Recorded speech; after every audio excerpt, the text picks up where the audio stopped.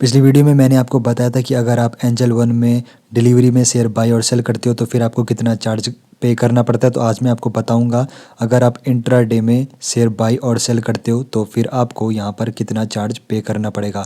तो इक्विटी में intra day के दिन अगर आप शेयर बाई और सेल करते हो तो चार्ज की वैल्यू आपको यहाँ पर दिखने वाली है। तो इंट्रा डे में क्या होता है, जिस दिन आप स्टॉक खरीदते हो उसी दिन आपको बेचने पड़ते हैं। तो सपोज़ यहाँ पर हम किसी स्टॉक्स को खरीद रहे हैं तो जिसकी वैल्यू है 100 रुपये के करीब। तो 100 रुपये में हम किसी स्टॉक्स को बाई करते हैं और उसको हम बेच देते हैं 200 रुपये की वैल्यू में। यानी कि सुबह आपने कोई शेयर खरीदा 100 रुपये का और शाम होते होते उसकी वैल्यू जो 200 रुपये पहुँच चुकी है और फिर आप उसको बेचना चाहते हो। तो नंबर ऑफ़ शेयर्स के बारे में बात करूँ, सपोज़ आपने 50 शेयर किसी कंपनी के खरीद लिए 100 रुपये की कीमत पे। जब आप 50 शेयर खरीदते हो किसी भी कंपनी के 100 रुपये के हिसाब से तो आपका जो टोटल इन्वेस्टमेंट हो जाता है वो कितना होता है, 5,000 रुपये का। तो एक्सचेंज यहाँ पे आपको सेलेक्ट कर लेना है, NSE यानी कि नेशनल स्टॉक एक्सचेंज से ख़रीदा है या फिर BSE से आपने ख़रीदा है। तो ब्रोकरेज में आपको बता देता हूँ कितना आपको यहाँ पे करना पड़ता है। तो ब्रोकरेज आपको पे करना है 4 रुपये 50 पैसा अगर आप 50 शेयर खरीद रहे हो। अदर चार्जेस आपको पे करने होंगे 4 रुपये 35 पैसे। ब्रेक एवन आपको यहाँ पे करना पड़ेगा 18 पैसे। तो आपका जो यहाँ पे नेट प्रॉफिट एंड लॉस रहेगा 4,991 रुपये 15 पैसे आपका यहाँ पे नेट प्रॉफिट रहने वाला है।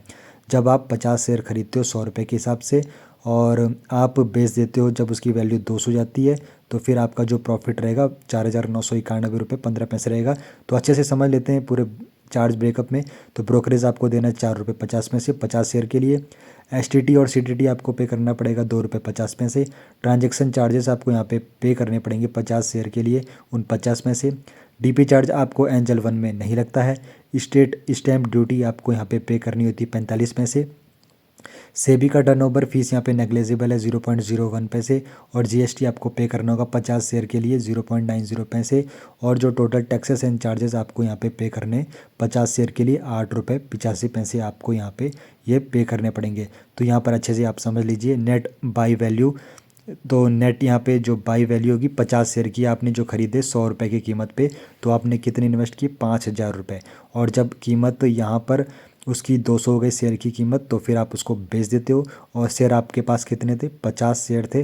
तो नेट सेल वैल्यू कितनी हो जाएगी आपकी, 10,000 रुपये यहाँ पर आपकी नेट सेल वैल्यू जाएगी।